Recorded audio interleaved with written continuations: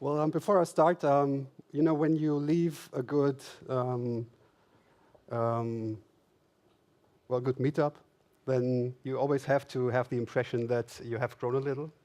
And I've reached that goal yesterday, so I wanted to thank you all for the good speeches and the insightful conversations I had. Well, this seems like it's basic knowledge, but I hope I can show in my presentation that that's not always the case, because when it comes to leadership and agile core values, that's not practiced all the time, or many times it's not. So I could introduce myself now, but I guess this is not of much value, so I'm just going to say, trust me, I'm certified. And I guess it's of more value if I introduce the company I work for a bit. It's the Association of Private Health Insurance Companies in Germany. And yesterday, in a conversation, somebody said, that sounds like an explanation and not like a company name. Well, somehow it is. And so we are the association of all the private health insurance companies in Germany, which is 41. So we cover the whole market of private health insurance, which has about 10% of the overall market, because we have a governmental health insurance too. So what are we doing is we represent the private health insurance companies. We help them generate knowledge. We help them with bringing the business further, and well, there is some lobbying too.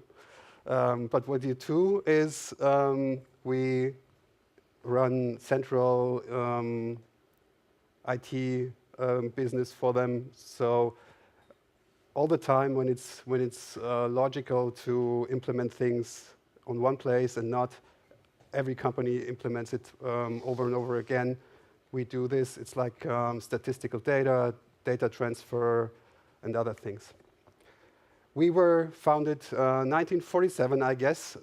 So we exist for a long time, which means we have gathered a lot of stuff which is hierarchical and which is command and control structure.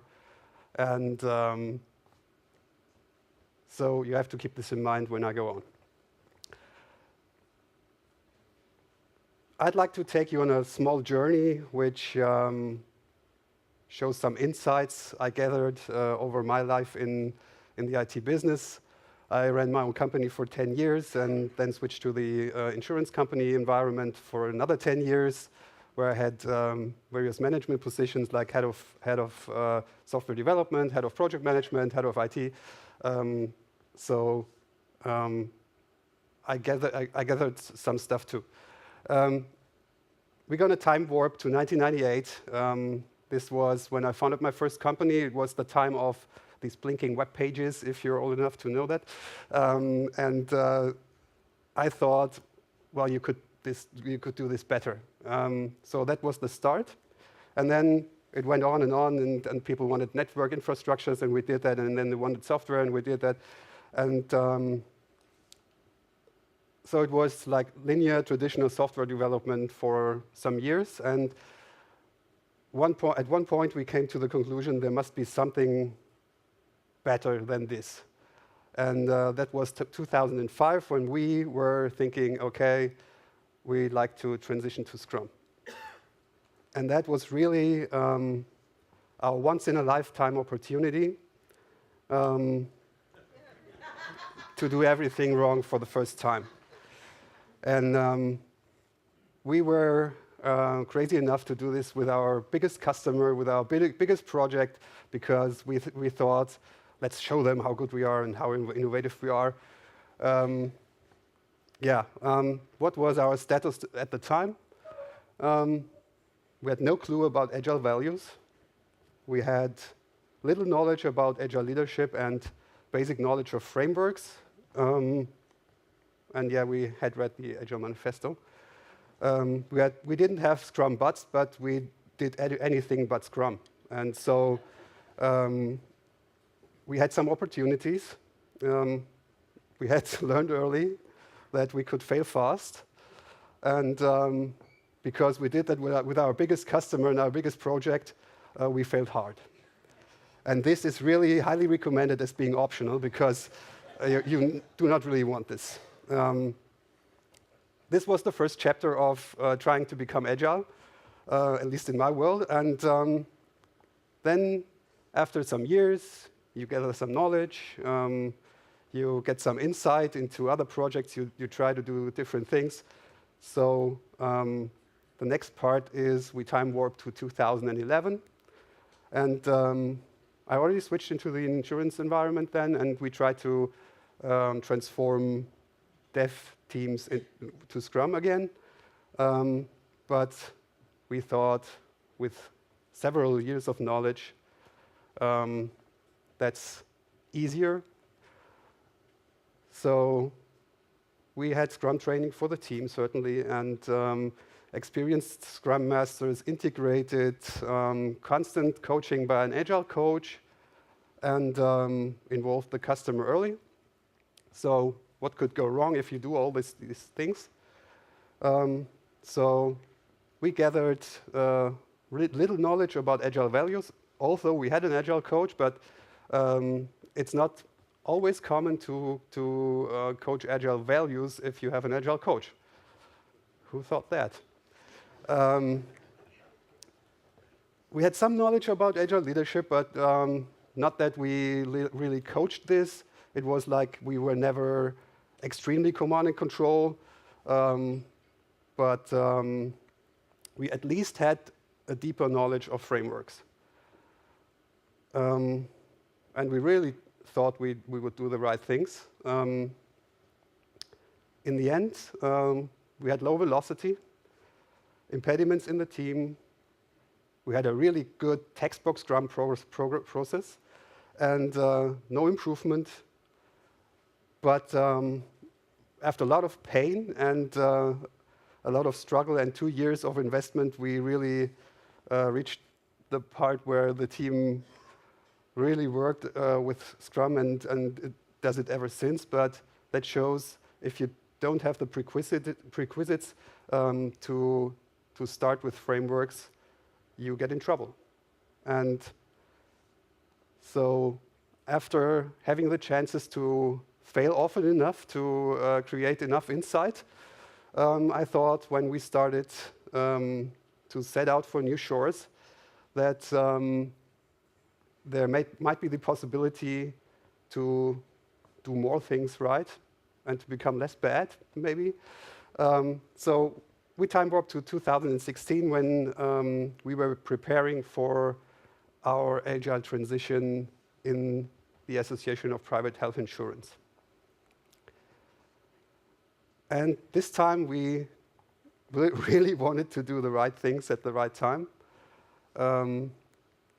So what were the new shores? The new shores were that we have chosen a top-down approach from the start, which is really important because you really want to have your first hierarchy layer to be the first to transform. So we as the management chose to create enough insight and enough knowledge to know what we're doing and to transform ourselves. And the biggest advantage was that the general management was in the board from the start.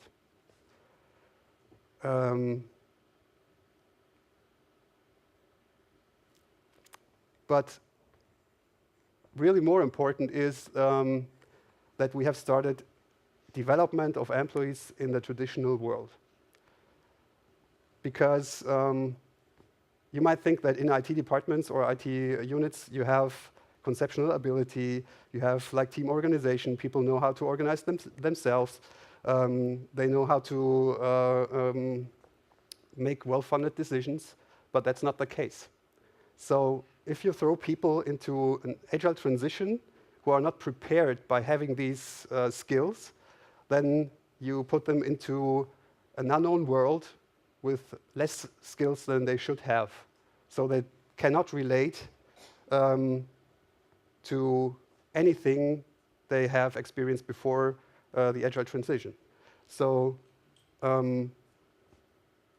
you want to create growth in safety, and safety is a known environment. So it's really important that you have the skills and learn the skills in the environment you know, that you can relate to those in the Agile world, and that you don't have the feeling that somebody throws you into through the door to agility and then expects you to function better than before, but with even less knowledge about the environment. So we have established teams which are non-agile, interdisciplinary, self-organized. They choose their topics themselves, but they're not agile. They're just writing concepts, waterfall world. They are doing operative things, but they are not agile yet, because we wanted to implement these teams like to be easily transitioned into an agile world. So we chose very emotional and socially intelligent people to be the team lead, to have this lateral leadership in an agile world, and it's much easier to for teams to migrate to the agile world. So it's really important that you invite people and that they join the team willingly. And well, being this hierarchical structure that I mentioned before, that does not need to be a problem. It can be a chance, because in such an organization you find a lot of people who are fed up with the system and who welcome change. But you have to be you have to be really transparent of what you're doing, because you have to earn their you have to care, and you have to earn their trust. So we always transparently communicated our efforts, that we will prepare people for the new world we will start afterwards, if everybody is okay to join in. And for an example, we organize our management meetings very often with OneNote. So if you have a meeting, then the protocol is written in OneNote. And all of our employees can live view the results that are typed in when there are management meetings. So when we type it in, they can see it. And that creates the first container of trust, where you have people, show people that you care, and that you don't leave them alone. And that leads me to Agile values. It's really essential that you make sure that everybody has, and not only employees, but also the leadership and the management area has understood that. Because if you don't get the values, you don't get leadership. If you don't get leadership, you don't get frameworks to run. So this is really core part. You people need to reflect and adapt and comfortably leave the comfort zone. There's nothing has ever been achieved in a comfort zone. People have to leave it, and they have to comfortably leave it, because you can't force people out of their comfort zone to learn. And that's another part, is that people have to understand they have to change. It's not like, oh yeah, we are working together pretty well and it's okay. It's like you have to reflect yourself, and you have to change, and you have to have this social meta communication that allows you to give feedback and to feel welcome to give feedback. And all the other possibilities are just you are blocking professional communication. Everybody knows this. It's like you have this prejudices. I'm gonna go to him and tell him this because he's gonna react like always. And that blocks professional communication, where you have the problem that left hand doesn't know what the right hand does. And now we come to maybe the most important slide there, in my presentation, and that's Agile values. There are much more, but I guess it covers the most important. And this is something you really want to do first. People need to understand what Agile values are, what they mean in an Agile environment, and what it means for them to simply live them. And when you have the impression that you have accomplished this, and the feedback you get is that people have understood what they are doing, and your Agile coaches have the same impression, then you should do the same with your leadership, because management needs preparation for an Agile transition, as every employee does. You always have the problem that management has the fear of being let go, but so you have to make sure they understand their new role in this Agile transition. So you must show your leadership that they know what difference they want to make and how to know that they made the difference they wanted to make. And if they understood that, then they understand the change they want to make, and they can embrace it.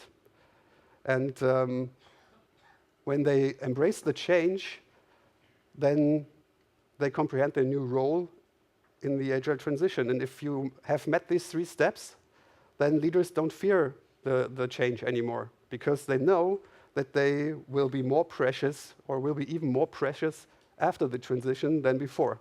It's really more precious if you grow people than if you tell them what to do. And this has to be understood. And that's why we certified our management team, which is after the certified Agile leader from the Scrum Alliance.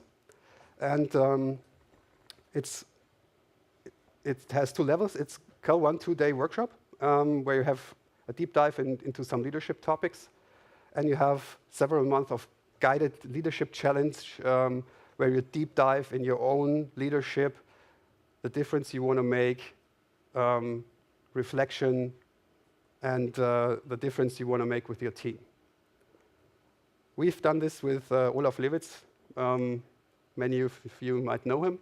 And he has a Temenos approach, which is focused on emotions, focused on value, and it's not like many other business-orientated certifications you do.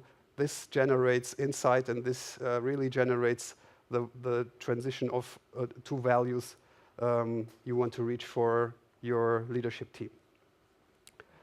So what about frameworks? After everybody was okay with what we have accomplished, we went on and changed the work processes into Agile approaches. That means that in the IT department, our network and server team is now structured in 2 weekly iterations, and they use the standard methods, like planning, retros, reviews, to organize themselves. And you know that the server guys, it's not pretty common that they are first to do this. The next thing we want to do is we want to implement a synchronized iterative approach over the whole IT unit, so that we can iterate with the whole IT unit, integrate our customers, and use the same methodology that that you have been knowing for 20 years, because programming a complex software with several software development teams is not that much different from accomplishing the complex tasks of an IT unit with several teams. So what we want to do is we want to implement an analogous approach for these tasks the IT unit has to accomplish. Scope of our transition, it's not only an IT transition. We have started the transition in HR, finance, central purchasing.